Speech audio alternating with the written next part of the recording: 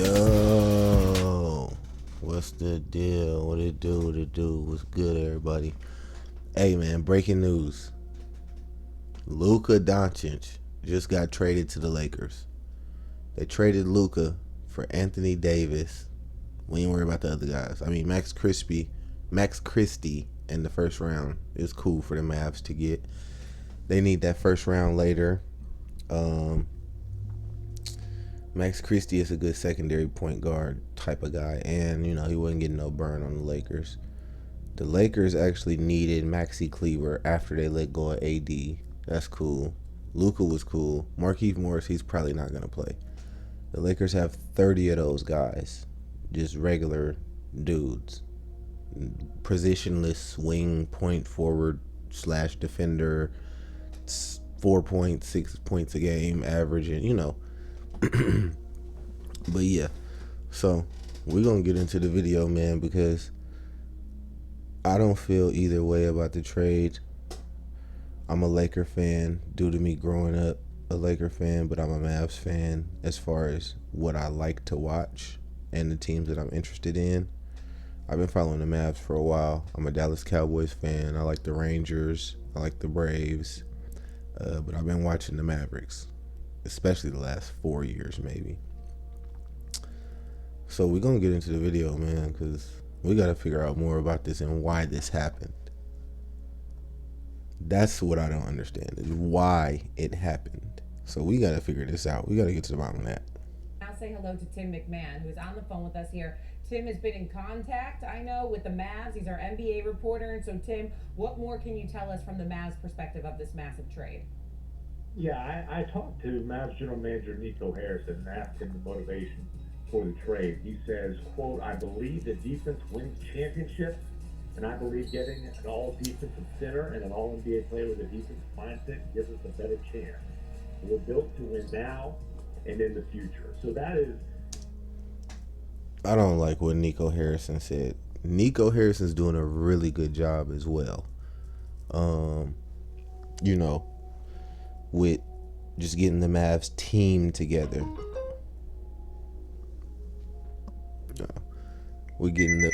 God damn. I knew something was going to pop off. But nah, he's doing a real good job of getting the Mavs team together as far as, getting the PJ Washington, getting Clay, getting Kyrie. A lot of that was all him since he's been here the past 3 years, 2.5, maybe 3 years. That's all been him. And Jason Kidd's a guy who doesn't like to move pieces. So Nico and him working hand in hand has been real good for the Mavs. But I don't like what he said right there. He said they're built to win now. You were with Luka Doncic, but now that you don't have Luka, you're not built to win now. You're built to be a playoff team. You're not a winning team. I mean a championship winning team. You're not a championship winning team like that. Kyrie, AD, and Clay is a team that could get bounced by the Rockets. A team that could and should get bounced by the Timberwolves. A team that, probably might beat the Suns. But the real story is Luka and LeBron together. I think the Lakers just got robbed. I mean, they got Luka, but that's the dangly carrot in your face. Like, pause. Whoa. Hey, yo, what the fuck? Oh my Hey, yo, God. what the fuck? 3 Hey, times. yo, what the fuck? That's nuts. Pause. That's a crazy one. That's a crazy one for the pause fam right there.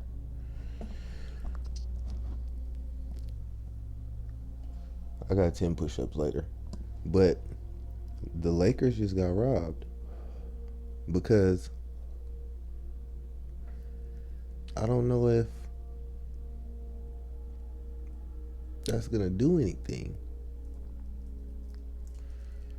It probably makes them feel like LeBron has help, but I don't think he has help. Well, he got help scoring. do the Lakers have defense? And the contract is another thing. Like, I looked it up. Luka has 3 years left. Not 3 full years. This is one of them. Then he has 2. After next year, it's a player option. So the reason that Nico's moving him is because he feels like after this year, he's going to be on a 1 year, essentially a 1 year deal. No one's going to want to trade for you at that point because they could just get you next season for whatever the fee is and don't have to give up anything. And then he has a player option. So you don't know if he's going to be loyal to you. Like I said, it's no trade stuff. And then after that year where you know, are kind of in the air on contract negotiations, unless you re him up right now, he can just walk away and you lose him for nothing. Like, you lose him and get nothing.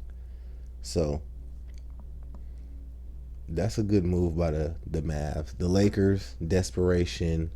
I mean, I feel like if they just looked and projected their season forward, it's going to be another 9 seed, 8 seed. I don't think they're going to be even play-in this year, honestly. Down the stretch, they always collapse. But we'll see, man. Back to the video. I just don't know if Nico knows that they're not championship winners now or capable now. They can make a run in the playoffs, but this doesn't help you versus anybody but the Celtics. And you're not going to go see the Celtics now. You don't have Luka.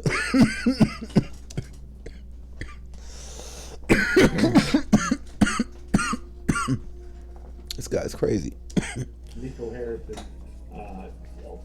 public explanation of why they were motivated to trade Luka Doncic, who has been a perennial MVP candidate entering his time for Anthony Davis. Now, I can tell you the Mavericks have been extremely frustrated with Luka Doncic's constant conditioning issues, the concerns. His weight balloons into the high 260s this season. They believe that is something that is directly attributable to the injury issues that he's had, the durability issues that he's had. They had major concerns about that. They had And Luka is a diva. He gonna hold you for ransom if he can. So they had to get him gone. And the fact of the matter is, LeBron is a bit of a diva, but he's a politician. So he don't want to see all that, you know, going on in the midst of team and, you know, organization and, you know, optics and all the PR stuff. Luka doesn't care. Luka gets fat. Luka drinks beer. Luka misses games that he's not playing in. It's gonna be crazy. Are Luka and LeBron gonna butt heads? I don't know. That's another video. That is another video. That's another video for another day, because they always say LeBron needs more help. Is this helping? It's gonna help him scoring, but I don't know if it helps win. And the blame always gets passed to somebody else when it's LeBron. So you never know, man. This is crazy. Wake up to that on a Sunday? Oh my goodness. major concerns about what was coming this summer, and that was a Supermax contract extension, whether it was putting a $345 million commitment on the table to a guy they had these concerns about, or Luka saying that he wanted to hold off, and then the possibilities of him being a free agent in 2026 and then potentially losing him for nothing. They felt like the commitment wasn't strong in a lot of ways on Luka's side, and this is a move that they made to try to get out in front of that. This is Brian, this you year. heard Tim's response. Luka's a guy who's been first-team All-NBA the last 5 seasons. With what you've kind of expected to hear. So what you guys see here, this is this year, 25. Age 25 year, the 24-25 year. This is this year. Next year, no one will trade for him because he holds all the cards this year. So you want to get him gone now, or you get him here and you know he's gonna buy in and then after this, we just extend you another 3 or 4 in this year, so you don't get to free agency.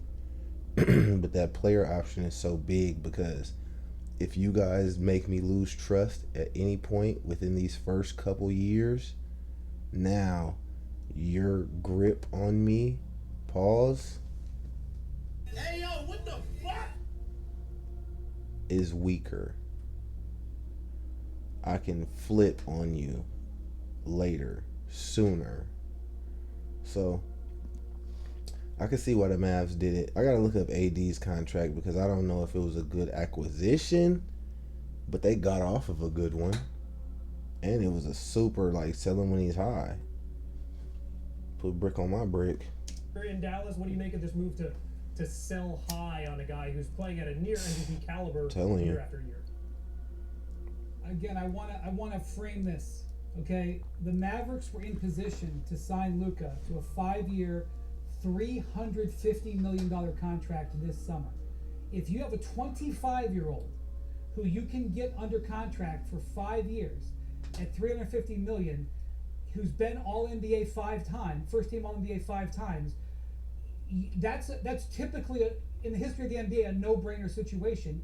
There's not a stress there, and what McMahon is reporting in talking to the Mavericks tonight is that they weren't sure that was a good investment. Okay, they weren't. That is a stunning statement. That they weren't sure that getting Luka Doncic after contract for 5 years was a smart thing for their franchise. I mean, if I am Luka, this is No. Brian Windhorst, no. You might be right about the numbers and what they could try to do, but they probably have the feeling that they weren't going to be able to get Luka without leveraging or sacrificing something. So I think the optimism is good, but no.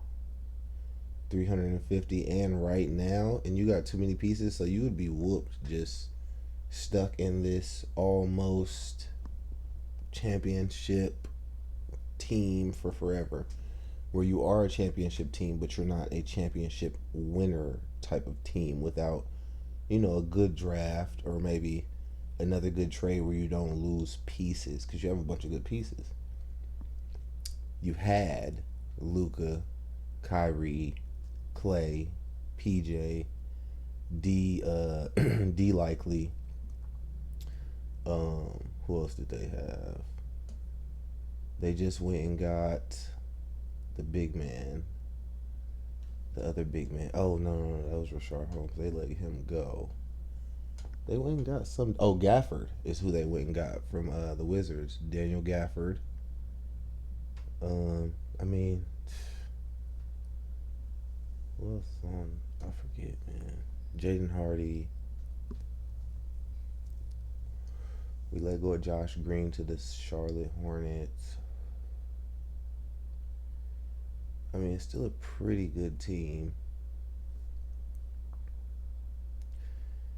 It's just Luka. That's a lot of firepower you just let go, and now you force Kyrie to step his game up, even though he can do that. We know Kyrie. But now Clay has to maintain a consistent 19 a night minimum. I need 19, 17, not you. PJ Washington, we can't have you missing a whole bunch of shots. Even if you still, at the end of the day, gonna give me 14, 12, 11, couple rebounds, some shit like that. You can't miss a bunch of shots. That puts us behind the 8 ball. But yeah, I'm not feeling what Brian said. I don't think that they were able to sign him. They had to get something now. So we're gonna look at this AD contract. And like I said, that might be an ultimate flip, or because AD's very, very wanted on the market. It's just no one had anything worth offering other than Luka.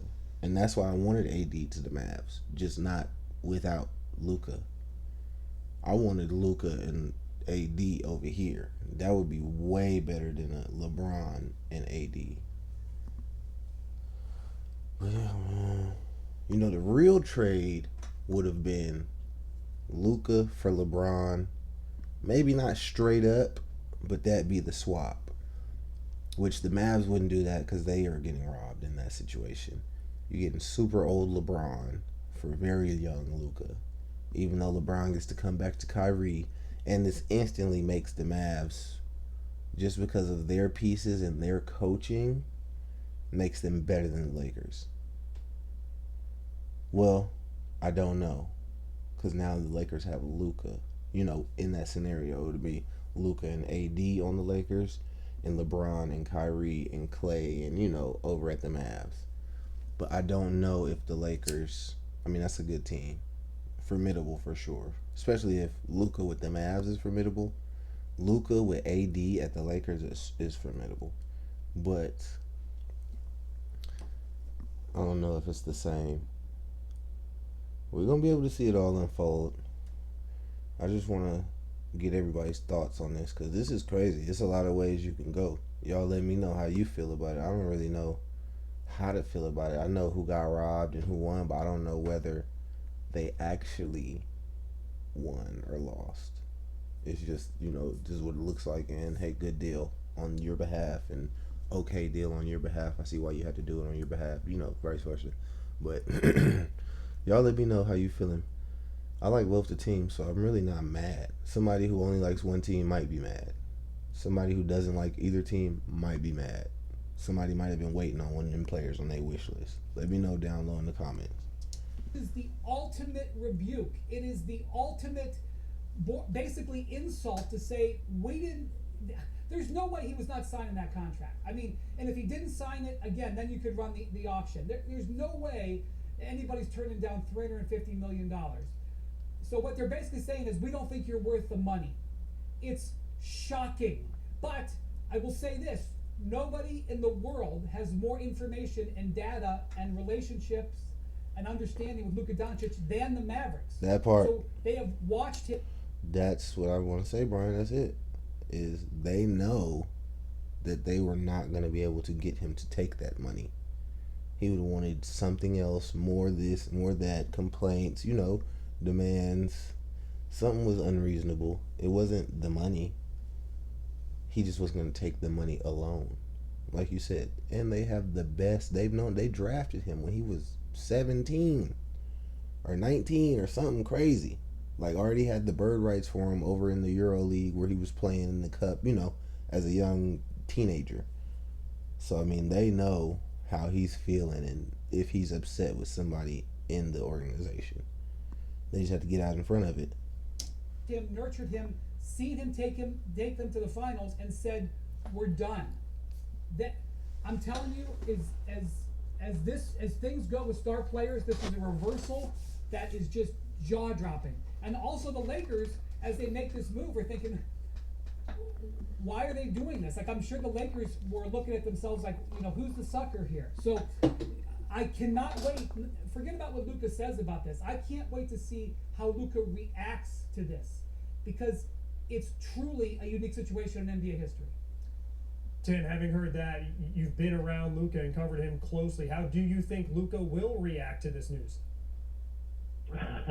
He'll have no wrath like Luka Doncic's return game to Dallas, and I've got to look at the schedule and figure out when that is. I don't think it's too far around the corner. Look, but the thing is, Luka has always been competitive, extremely competitive in the 48 minutes between those four lines. The Mavericks were frustrated and frankly felt like it was going to be a diminishing investment in him by his lack of competitiveness in sense of the willingness to prepare, to make the year-round, around-the-clock kind of commitment that's required to be a face of an NBA franchise. He had the amazing ability to put up huge numbers when he was playing his way into shape, but they did not feel clearly that Luka Doncic was going to lead them to a championship, and that led to this shocking trade.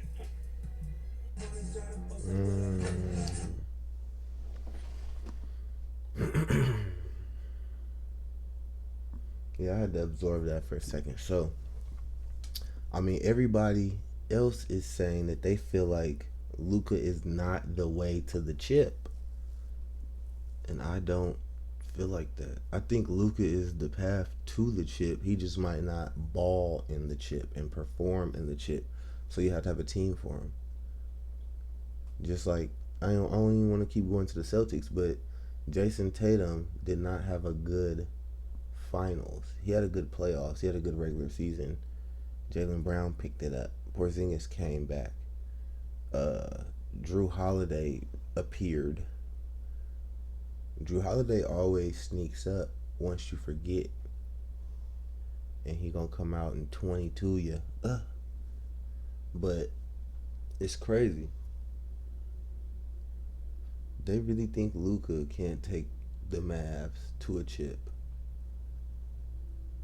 But maybe they're just thinking that because the way that they're gonna have to be constructed if they keep Luka. That's what I'm trying to say. Right now, you can go and draft a superstar rookie guard.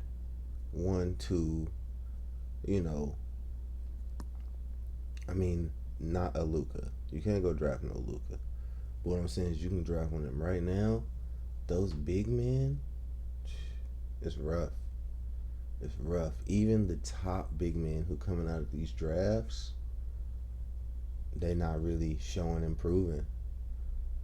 The guards like Cade Cunningham, guards like Ja, guards like who else came out? I mean, even just a Jalen Brunson, somebody who can direct and just general a team, just be a master war general.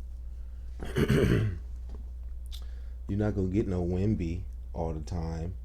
And like I said, Wemby's impact to the game isn't, at its maximum level yet, but it's still to a lesser degree because he's a big. These guards can ball hog. Remember, they had a problem with that. They wasn't giving him looks when he's there, because it's like, yeah, we're not just going to force feed him or give up everything and just not run plays. We're guards. We can run plays. If I miss him, if I got the lane, if I got open, if I see a pass, it's going. So, it's crazy. But that's it, man. Y'all just go ahead and leave me how you feel. Tell me what's good down in the comments. And we'll get back to it in another video. Like I said, my next video, we're going to get to it on how LeBron always has help and people cry for him to get more help. And we're going to see whether he needs it and whether it's warranted, or whether the cries for help are coming from him. It's just so many directions we can go on this, because it's just ridiculous. Like I said, the buck gets passed around, the blame, it's never, but we'll get to that in a minute. And that's why I think, now I'm making my guess, I think Luka and LeBron are not going to see eye to eye. Either LeBron is for sure going to be out maybe after next year, or if he's not gone after next year because Luka's still going to have that player option and they're not going to be able to get him to re-sign right when he gets there, he's going to leave if they don't leave. If LeBron doesn't leave, he's going to leave. What the fuck is that? That's crazy. All right. Chocolate Jesus out.